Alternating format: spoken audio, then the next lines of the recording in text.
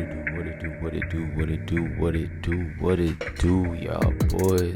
It is your boy Waters here for another episode of Not to Toot My Own Horn. Make sure y'all subscribe, make sure y'all hit that like button, make sure y'all leave a comment, make sure y'all share. Y'all already know how we rolling. This episode is brought to you by Waters Wave Productions, where everything is wavy. Yeah, I know you like that. So, today's topic, church musician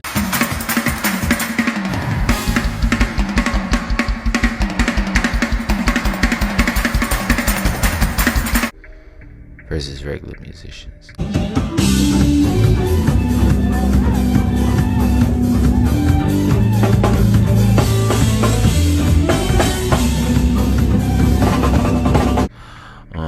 Now I'm saying this as a church musician and as a regular musician.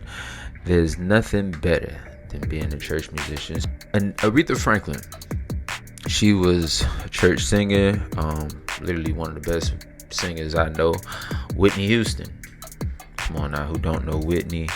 Marvin Gaye, Otis Redding, John Legend. So John Legend kind of give that feed. He kind of gives that churchy vibe, I ain't gonna lie. But the main hitters that I do know are Whitney Houston, Aretha Franklin.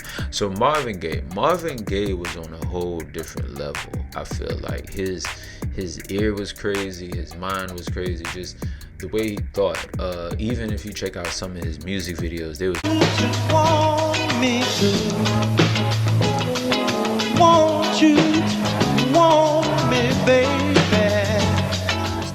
he did a music video, I Want You to Want Me Too, where he's legit laying back and he's singing and the whole band jamming. Aretha Franklin, now for her, a celebration or something towards Aretha is always raw, and she always gets Fantasia, she wasn't on the list, but she's from the church. Fantasia is a pillar when it comes to God. Like, she's a whole nother level when it comes to singing, I'm not gonna lie. Now, right, I can only talk more so as a church musician because that's kind of how I was raised. I did have a few outside gigs, a couple of times where I jammed with a few bands. I had a couple of drum competitions at Mars Music Store, the store I talked about in my last episode. I had a drum competition at Guitar Center where I came in second place. So I've had my competitions outside of that, but I know with church it's a different consistency that it gives. It's like the perfect practice. The benefits of playing for church, like I was saying, so you could be horrible at playing, but the church is more so they loving, they caring, so they're more so welcoming to your flaws and mistakes versus someone else like, hey bro, you suck.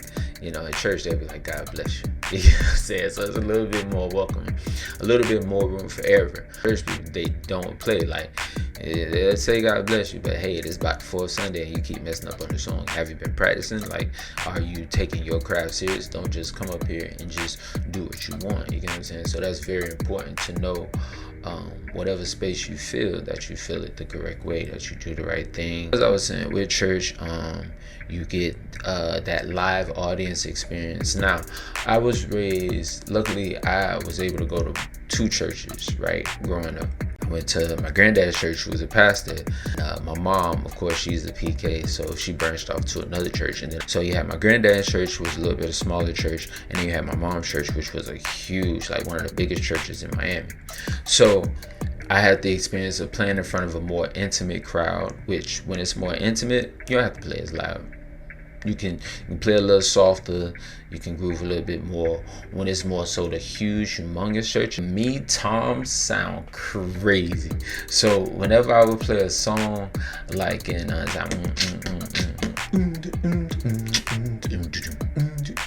I would always emphasize on the toms, especially if I had them tuned right. And I just found out in school that you're supposed to tune the toms according to the key of the song. So the songs y'all singing are going to be in C major because it's gospel. Then try to, tune your snare, your toms, your bass.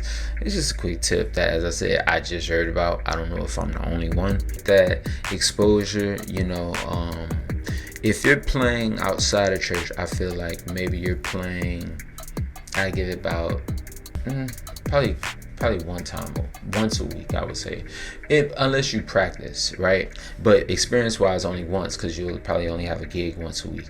In church, you play on Sunday, right? You got, now for my granddad church, we had 2 services, right? So you can play at 8 o'clock and you play at 11 o'clock, right? So you play at 8 o'clock, you play at 11 o'clock. Sometimes my granddad church will have 3 o'clock service. You play at 3 o'clock, right? We'll have Bible study on Wednesday. Depending on how hungry you are, when Bible study over, you can kind of get some grooves in too. I was very hungry and passionate about it.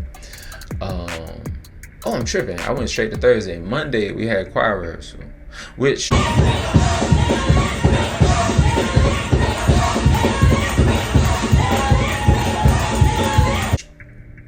I just want to say this to the churches, right? For me, right, if you just want me to be honest, if you sing on Sunday and you have choir rehearsal on Monday, you expect the people to remember all the scales and all the notes all the way to next Sunday? Like, no. For me, I feel like choir rehearsal should be on Fridays and Saturdays. I feel like it would be more effective because then you have church on Sunday. I mean, granted, I get Monday is the day after Sunday, so you can review possibly your mistakes or what happened on Sunday, but they don't. Usually what they do is go to a whole nother song or keep it flowing, which I think, even though people for the most part, weekends are busy. I'm not gonna lie, I understand it. But if we can have choir rehearsal on Friday and Saturday, not just Friday, then skip Saturday and come back Sunday, not just Saturday and then come on Sunday, Friday and Saturday choir rehearsal. That's how I have it. I feel like that would be more productive. There's a church here in Miami called Cooper's Temple. Their musicians practice every day. If you practice every day, like, what is there to stop you? Nothing will stop you. So if you're practicing every day, I feel like ultimately nothing can stop you. There was a time where I practiced a large portion of times. Even with my friends, they'll be outside playing basketball, which when you're in your teens, basketball is very, very popular. Football is very, very popular. So, I went out there and I played here and there and I did my thing. I'm very athletic, by the way. Like, not challenging anybody, but I'm pretty athletic naturally. So, I used to play baseball when I was younger. That was definitely my thing at one point. But for the most part, as I said, anything you practice every single day, you will definitely get better at. Another experience that I feel like is at church. So I'll give y'all 3 different experiences that I had at church that was amazing. One, because I was pretty good at the drums, I was blessed to be able to play for like the youth conference, and I was like 12 years old. When I say playing for a youth conference at the age of 12 is an amazing feeling. Like, it was at a mega church. You had all the kids, all the girls. I was 12, so yeah. But man, it was an amazing feeling. So that was awesome. I remember another time where it was another youth conference. All the youth for that, and I played that, and I played for every choir. I was so good that the choirs didn't want they drummers; they wanted me to play. When I say, man, when I say that is one of the best feelings you can ever experience as a drummer. And then one more experience, I had a drum competition where it was me and 2 other drummers, and I ended up killing it. I ended up playing Going Up Yonder. It's a old gospel song. I don't know. It's like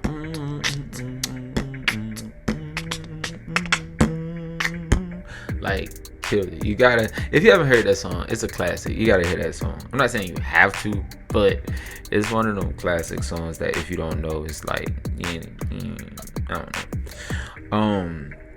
So one thing that I can say, right, is the pay. The pay is not good at all. I'm going to be very frank. I'm going to be very honest. If you are looking to going into a church, now don't get me wrong, like $150 a Sunday was me eating.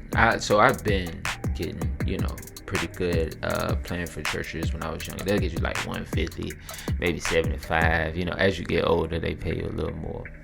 Now pianists, they get they get a lot more, because granted they're doing a lot more work, but I feel like all of the parts of the drums you gotta bring in, I feel like we should get up. Like our pay should definitely be up. Another reason, right? Shouts to the pianist, shouts to the bass player, shouts to everybody, shouts to the choir members, shout to everybody. Y'all just bringing one thing. The pianist, you bringing one keyboard. Bass player, you bringing one bass. Drums, granted, if you're blessed to have a church where it's already set up, amazing. But if you gotta bring your bass, your tom-toms, your hi-hat, your kick, your snare. I remember one time I went to a church on Sunday and I bought everything, and I forgot my kick pedal. That was heartbreaking. So if you play the drums, you know how important a kick pedal is. I had to like hit the bass drum with my right hand, and it was horrible. Yeah. Can I take it to the bridge?